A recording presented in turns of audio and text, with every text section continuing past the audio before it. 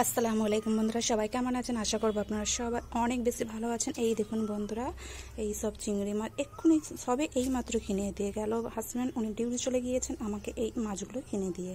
আর এই দেখুন শুশনি শাক এখানে রয়েছে, কলমি শাকও দেখুন নিয়ে আসছে। একই সঙ্গে দুটো শাক কেউ আবার নিয়ে আসে, আনছে তো আনছে, আবার দুটোই একই সঙ্গে ভাজা করতে আমাকে বলে গিয়ে গেল। তো যাই হোক, দুটোই আমাকে একসঙ্গে ভাজা করতেই হবে, হাজব্যান্ড বলেছে বলে কথা। এখানে দেখুন টুকিটাকি কিছু খাওয়ারও কিনে দিয়ে গিয়েছে ছেলেদের জন্য। এই দেখুন বন্ধুরা, এইগুলো ছেলের জন্য কিনে দিয়ে গেল। আর এখানে রয়েছে আমার কিছু বাজার, এই যে যেমন বেগুন, শসা, আদা, রসুন, ঝিঙ্গে রয়েছে। ঝিঙ্গে হচ্ছে আমার হাজব্যান্ডের প্রিয়, সেই জন্য আমার বাজারে অবশ্যই ঝিঙ্গে তো থাকবেই। পেঁয়াজও কিনে দিয়ে গিয়েছে। এখন তো পেঁয়াজের দাম অনেক কমে গিয়েছে, তো সেই জন্য পেঁয়াজটা অ্যাভেলেবেল, আপনি যতই ইচ্ছা খেতে পারেন। এই দেখুন এখানে কুঁদরিও রয়েছে, আমার কাঁচা লঙ্কাও রয়েছে, দুটো অনেক বড় বড় সাইজের বেগুনও আনা হয়েছে। এই দেখুন একদম তাজা তাজা বেগুন। এই তো দেখুন বন্ধুরা, এই হলো আমার সব আজকের বাজার। আমার যতটা পরিমাণে দরকার ততটাই আনা হয়েছে। এই দেখুন এইগুলোই সব আনা হয়েছে। আজকে এই দুটো শাকের রেসিপি করব। আর এই যে চিংড়ি মাছটা রয়েছে, এটা দিয়ে আজকে ঢ্যাঁড়স হবে। আর এটা দেখা যাক কি করা যায়। আপনারা প্লিজ পুরো ভিডিওটা দেখতে থাকবেন আমার। তো সব কিছু একদম গুছিয়ে গেছে, আপনাদের সঙ্গে আবার আমার দেখা হচ্ছে। বাই।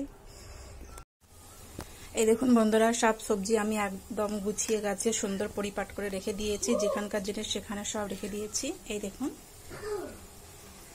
সব গুছিয়ে গেছে, আমি রেখে দিয়েছি। এই দেখুন চিংড়ি মাছগুলো আমার বাছা হয়ে গিয়েছে। বড় চিংড়ি মাছগুলো আমি সব বেছে নিয়েছি পরিষ্কার করে একদম। ভেন্ডি আলু চিংড়ি মাছ করব, তার জন্য দেখুন ভেন্ডি আলু চিংড়ি মাছটা আমি রেডি করে নিয়েছি, জাস্ট রান্না করতে হবে এবার। এই দেখুন সব সুন্দরভাবে গুছিয়ে নিয়েছি আমি। এখানে সজনে শাকের ভাজাটা আমার হয়ে গিয়েছে। কলমি শাকটা দেখুন ভাজা চলছে এখনো আমার। এটা ভাজা হয়ে গেলে এবার আমি ভেন্ডি আলু চিংড়ি মাছটা রান্না করে নেবো ঝটপট করে। ভীষণ গরম পড়ে গিয়েছে বন্ধুরা, এখন বাজে 10:30। এত রোদের তাপ কি বলবো। এই দেখুন বন্ধুরা, বাইরের ওয়েদারটা দেখুন, রোদটা দেখুন কেমন পড়েছে। দেখুন গাছগুলোতে আজকে পানিও দেওয়া হয় না, আমার গাছগুলোতে সব পানিও দিতে হবে রোজেরই মতো। দেখুন থালা বাটিগুলো সব ধুয়ে আমি এখানে রোদে দিয়েছি শুকনো করার জন্য। এত গরম পড়েছে বন্ধুরা, রান্নার কাছে গ্যাসের ঘরে তো আসাই যায় না। এক তো বাইরে রোদের তাপ, তার উপর আবার গ্যাসের আগুনের তাপ।